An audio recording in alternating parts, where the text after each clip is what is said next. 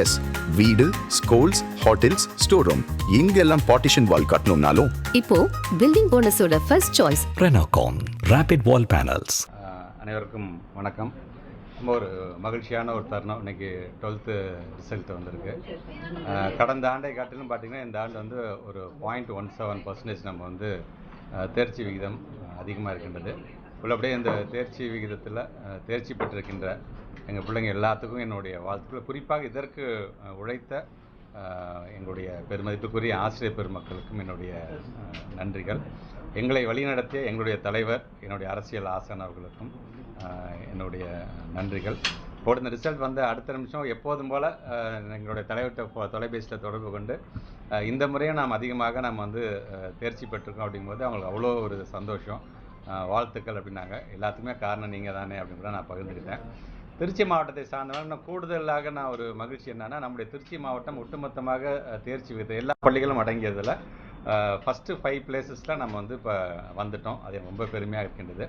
அதுவும் குறிப்பாக அரசு பள்ளியோட தேர்ச்சி விகிதத்தில் பார்த்திங்கன்னா ஒட்டுமொத்தமாக தமிழ்நாட்டில் திருச்சி மாவட்டம் 3rd பிளேஸில் வந்திருக்குங்கிற ஒரு அந்த செய்தியும் வந்திருக்குது.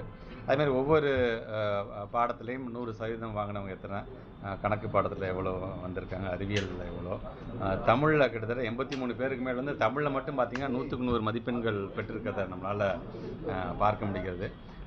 ஏதாவது ஒரு பாடத்தில் முழு மதிப்பெண் பெற்றிருக்கிறது பார்த்தீங்கன்னா மோர் தென் 16,000க்கு மேல் இருக்கக்கூடிய மாணவ செல்வங்கள் வந்து பெற்றிருக்காங்க.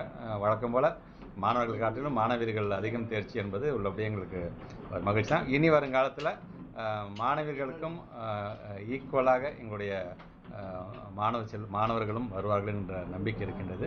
தொடர்ந்து இந்த ஊக்கத்தை எங்களுக்கு வழங்கிய என்னுடைய அரசியல் ஆசான், எங்களுடைய தலைவர் அவர்களுக்கு என்னுடைய நன்றியை தெரிவித்து, இதற்கு உழைத்த நம்முடைய ஒவ்வொருத்தரும் ஸ்கூல்ஸ் அப்படின்னா நான் வெறும் டீச்சர்ஸோடு நடத்த மாட்டேன், டீச்சிங் ஸ்டாஃப்ஸ் அண்ட் நான் டீச்சிங் ஸ்டாஃப்ஸ் என்று இருக்கக்கூடிய ஒவ்வொருத்தருக்கும். ஏன்னா ஆல்மோஸ்ட் பார்த்திங்கன்னா லாஸ்ட் 6 months எல்லாமே ஒரு ரிவ்யூ பண்ணி தங்களை செல்ஃப் அசஸ் பண்ணி கடந்த ஆண்டை காட்டிலும் இந்த ஆண்டு நம்ம எப்படி தேர்ச்சி பெற வேண்டும் என்கின்ற விதத்தில் ரொம்ப ஒரு மைன்யூட்டாக எல்லாமே பிளான் பண்ணி ஒர்க் பண்ணனால தான் இன்றைக்கி வந்து ஒவ்வொரு ஆண்டும் எப்படி நம்ம கூடுதலாக நம்ம கொடுத்துருக்கோமோ அதே மாதிரி இந்த ஆண்டும் கூடுதலாக அது கொடுக்கப்பட்டிருக்கிறது.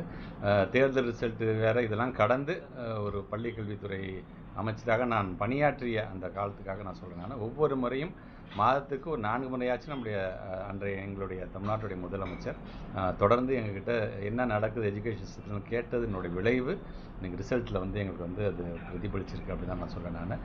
ஸோ மாணவ செல்வங்களுக்கு நான் வச்சுக்கிற வேண்டுகோள் ஒன்று தான். இந்த ரிசல்ட்டுங்கிறது வந்து நம்முடைய லைஃப் கிடையாது.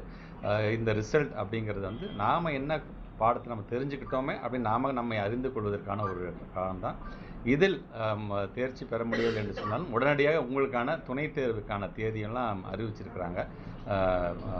அரசு தேர்வுத்துறையை சார்ந்திருக்கின்ற அதிகாரிகள்லாம் நானும் பார்த்தேன். அதனால் வழக்கம் போல் இமிடியேட்டாக மனசை தளர விடாமல் இமிடியேட்டாக அது அப்பியர் ஆகுங்க. கண்டிப்பாக ஒரு நல்ல ரிசல்ட் உங்களை தேடி வரும் என்கிற நம்பிக்கை இருக்கின்றது.